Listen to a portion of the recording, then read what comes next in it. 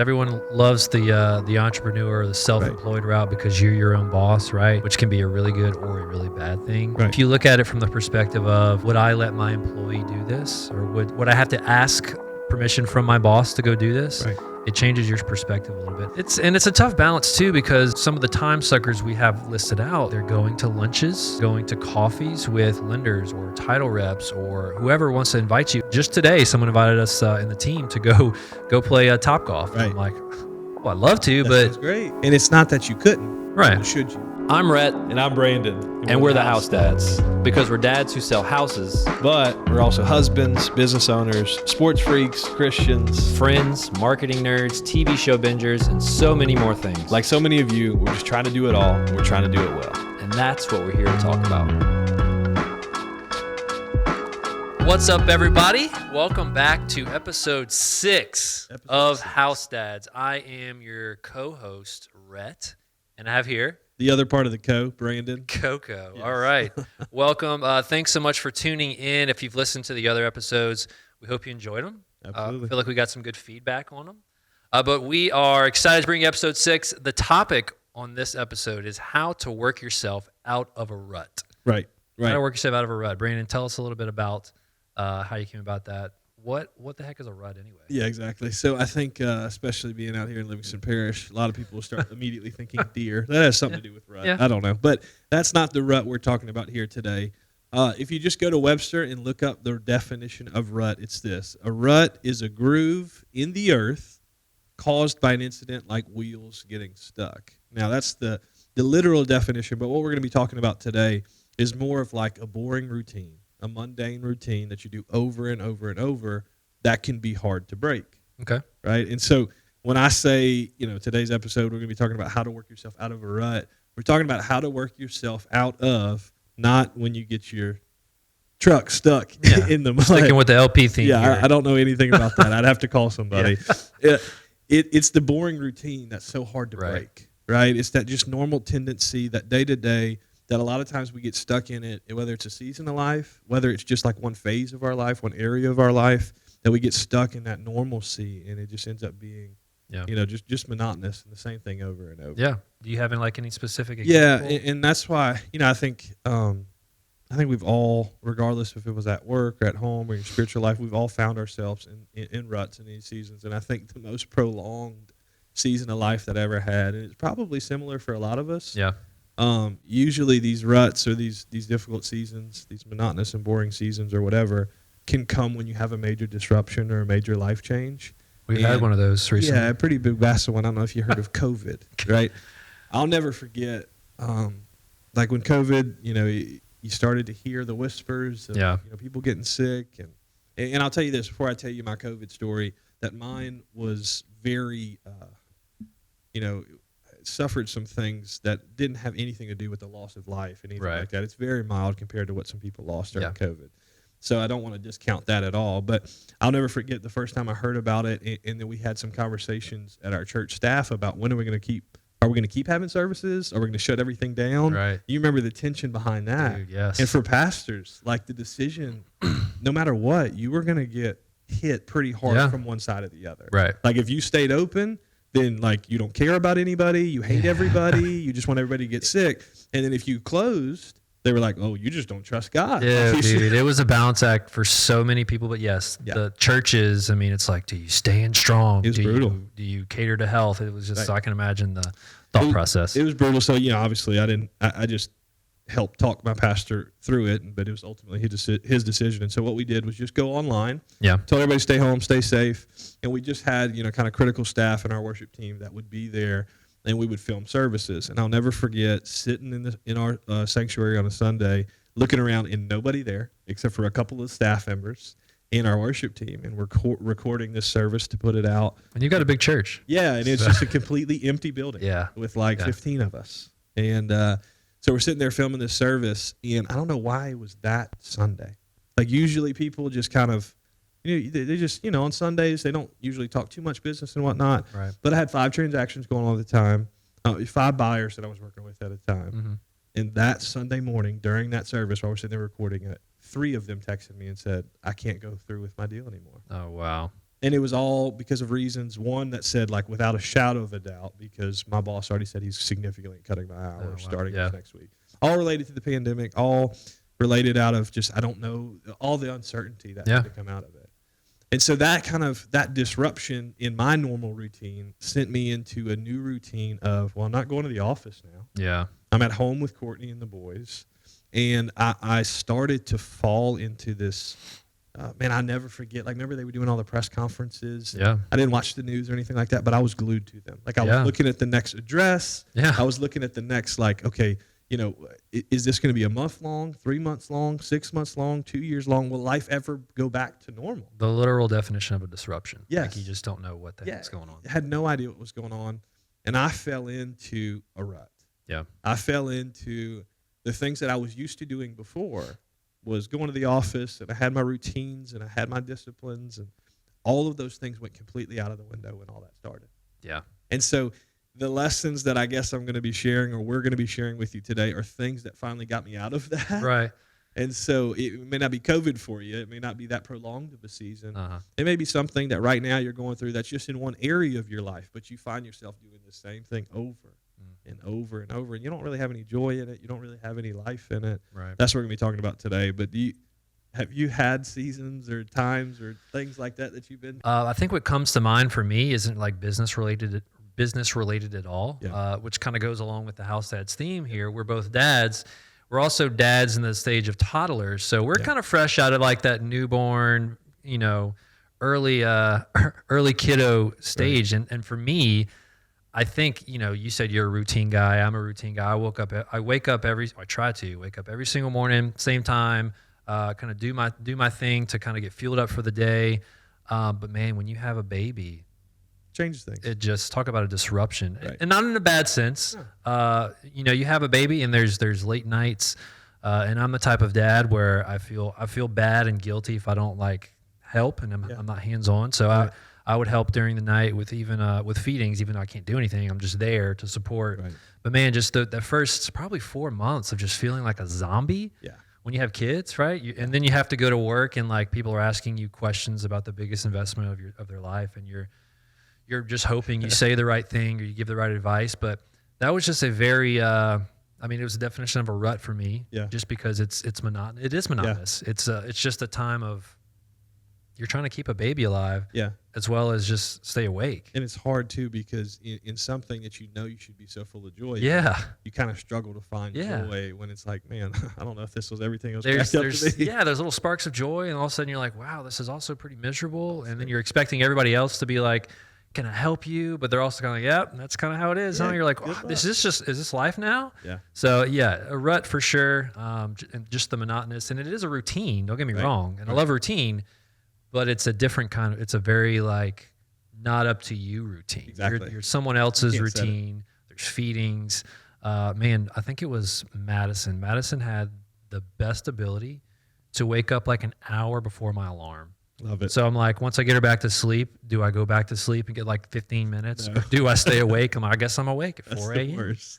Yeah. So yeah, man, that was a pretty, again, reaching out to all the parents out there as well. I feel you, but for me, that's probably a time that I can explain. Yeah, and I can very much relate to that too. And I think that regardless of the disruption that usually causes the rut in our life, that the force that caused the rut is actually, you got to have something equal or even greater to get you out of the rut. Yeah. So a disruption to our routine actually forces us to get out of the rut. You're going to get a science lesson here at House Dads too. So yeah, we made some notes and I saw some science in you're there. like, how about that? Okay. Yeah. So Newton's first law of motion, sometimes referred to as the law of inertia. It says this: it's an object that stays at rest, an object at rest stays at rest. And an object in motion stays in motion with the same speed, at the same pace, and in the same direction, unless acted upon by an unbalanced force. Yep. Pretty great lesson, right? Yeah. Welcome, Professor Rishu over here. Yeah, something Love like it. that. But so when I thought about how a disruption has to create the disruption, or to create the ending of the cycle of monotony and boring, Right. you got to have a new disruption Yeah. to actually shake up the mundane cycle that sometimes we find ourselves in, that we call it a rut. Mm-hmm. And just like Newton's first law of motion says here, it's got to be acted upon by an unbalanced force. Yeah. Right. So some of the times when you find yourself in a disruption, you need a bigger disruption to get through it. And I think about like different trips and different seasons of our life, like when you think about back on your life, and the older that we get, I start to lose track of like the years, quite honestly. Yeah. And they're marked by these milestones, these Right. highs and these lows, these peaks and these valleys, disruptions, right? Like you remember when you graduated high school. You remember when you graduated college. You remember when you got married.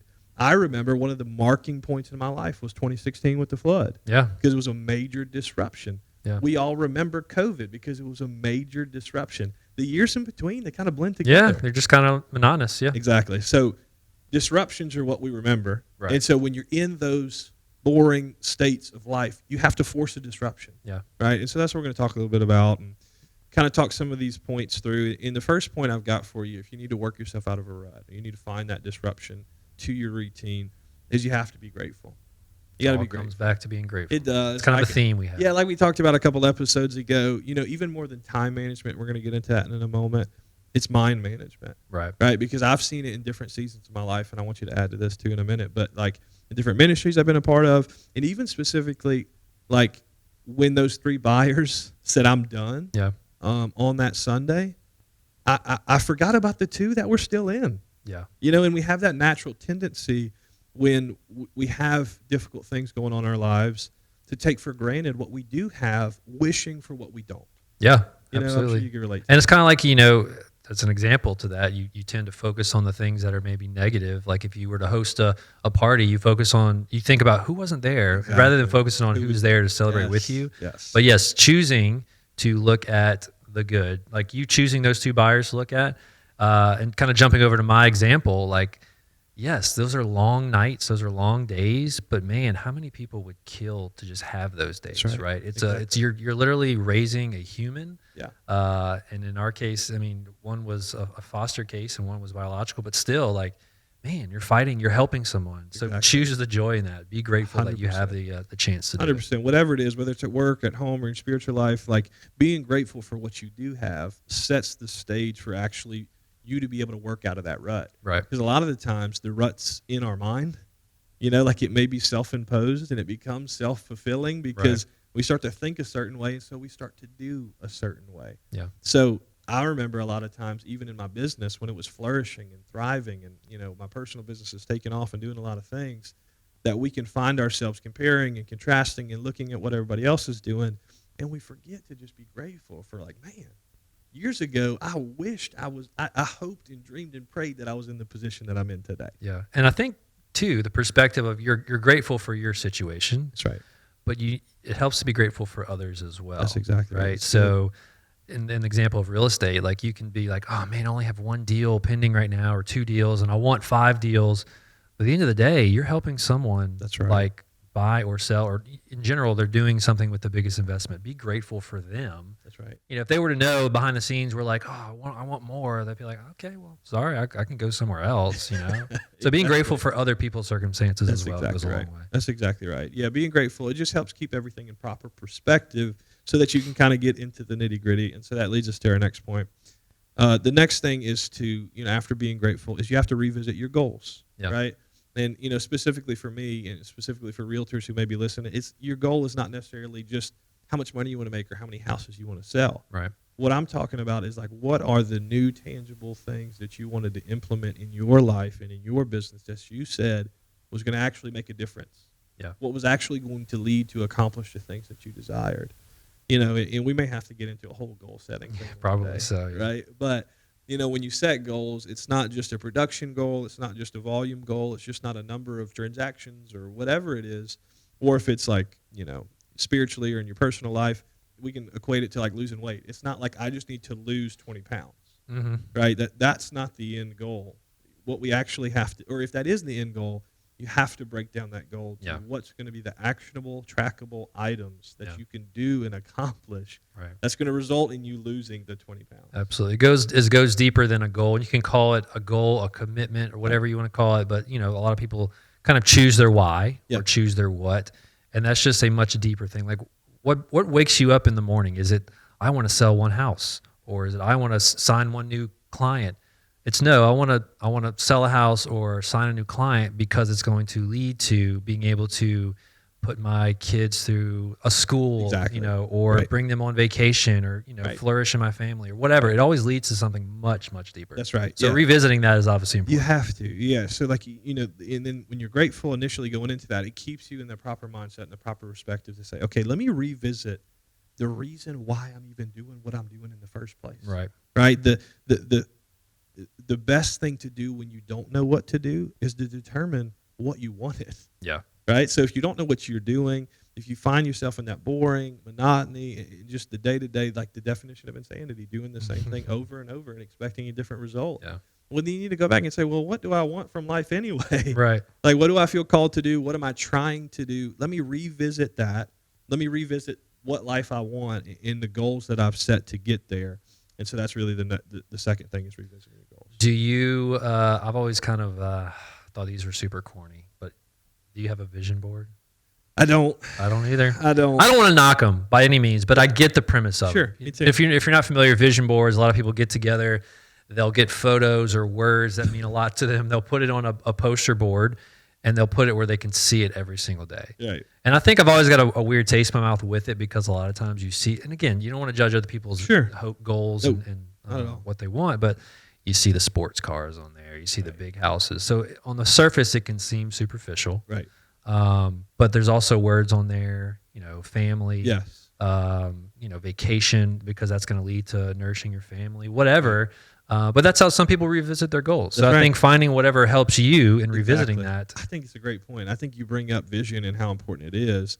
That I may not have a physical vision board, but I have a vision Yeah. board. You know what I mean? And so, in where there is no vision, the people perish. And for me in my life, my vision is my goals. Yeah. You know what I mean? Like that's what I can reach out and see what I desire for my family Mm-hmm. and for my life. And so whether it's a vision board, even though we don't have one, or whatever it is, your vision, having to revisit that Yeah. and come to it is so important to work yourself out of a rut. Because a lot of times you get stuck in the boring, mundane of day to day, and you don't feel like what you're doing actually matters. Well, when you look at your vision, when you look at your goals, it helps you realize that what you're doing does have significance. Yeah. Big vision for me is my mortgage payment. I get the bill every month, and I'm like, got to pay that. Yeah, And I have that's to you're a pretty visual person. No, but everyone's different in finding their, Yes. finding their niche. So Yeah, 100%. Yeah, a lot of things motivate me. That Yes. mortgage payment motivates me too. But the next thing would be planning and prioritizing. This is like once you assess, okay, how am I doing in achieving my goals and kind of refocusing things, you got to plan and prioritize. And this is where you take a look in the mirror and ask yourself, how are you spending your time? Is the ways that you are spending your time leading you to accomplish what you want to accomplish? And we were talking about this before. I know that you're excited that I put this verbiage here, but time suckers. yes, You got to be. I've never done it. Have you ever like tracked what you do every day? Like some people say, if you want to try to time manage, you have to just track what you do every day and how Yeah. much time you're wasting. I've never done it. I'm almost a little I scared. did. to- I used to keep, and I love that that if you have iPhone, and if you don't, I'm not sure if I don't trust you. The green text okay, things. well, that's an iffy subject. For Yeah, sure. that's another podcast for another But day. blue But anyway, textures for life. I love how Apple will notify you on the next day, on every Sunday. Uh-huh. And for me, it's when I'm in church. I'm like, you trying to hit me right in the It's middle. literally always in church. Like, guess what? You're up Golly. 25% this week. You really sucked. Yeah, and so now I got this from somebody else. This wasn't me. Somebody else said this, but I kind of adopted it as my own. I find it a challenge that if it notifies me that my time was up from the week before, I'm like, I don't ever want to see that. Yeah. I want it to either be the same or less Yeah. every single week. And so I found myself that actually, like on Thursdays and Fridays, I look at how I'm doing. Really? And I kind Track of it? reward Yeah. myself a little bit. If I have a lot of extra time, well, maybe I'll spend a little bit more time in some different Right. places. But you have to be aware of these time suckers. And it could be social media, it could be Netflix, it could be a TV series, or it could be places and around people that kind of get you off of mission. Right? You gotta take inventory of how you spend your time. And like you said, I did track it for about 2 years. And this was like 2017, 2018. I kept a paper calendar. Wow. I'm never going back to it because I was unorganized in some ways. Yeah. But it was also easier for me to track what I did. Yeah. And so I went back and looked at it and would see how I was spending my time. And I saw how a lot of times I would just waste it. Seriously. Just waste it, man. And so, and I think, and especially being realtors, but anybody who's self-employed or anybody who has flexibility, you have to ask yourself that a lot of times you're pulled in so many different directions that if you had a job, would you have to ask permission to go do Man, the things that they're yeah. asking you to do? That line stuck out to me big time because everyone loves the entrepreneur or the self-employed route because you're your own boss, right? Which can be a really good or a really bad thing. Right. So if you look at it from the perspective of would I let my employee do this, or would I have to ask permission from my boss to go do this? Right. It changes your perspective a little bit, and I can almost promise a lot of the stuff you're doing, you probably have to ask permission for or get told no to Right. a lot of it. 100%. And so that's what you, and I said this in probably one of our first podcasts, and it was something that my dad told me, that the trap of kind of being self-employed is that you want to be your own boss. Yeah. That's the whole deal. But if you are the richest, or if you're the toughest boss on yourself that you've ever had, then you'll be the richest employee that you'll ever see. That's Robert Kiyosaki or something. It's a tough balance too because some of the time suckers we have listed out, they're going to lunches, they're Right. going to coffees with, and speaking specifically for our industry, but with lenders or title reps or whoever wants to invite you. And it's important to network and to Sure. make relationships in any business, but you do need to be aware of, hey, I've gone to lunch with this person a pretty good bit. Do I really need to continue doing it, or should I focus my time on this? But that convicted me because there's always those invitations to go do those. Just today, someone invited us in the team to go play Topgolf. And Right. I'm like, well, I'd love to, That but sounds great.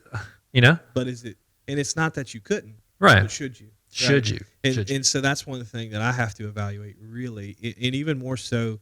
It may not that I say no, but it may be that I have to strategically push it off or put it at a time that I can. Right. And I've got to protect my time. I've got to plan and prioritize and take a look at the mirror, especially in my role and as a broker and still selling and whatnot.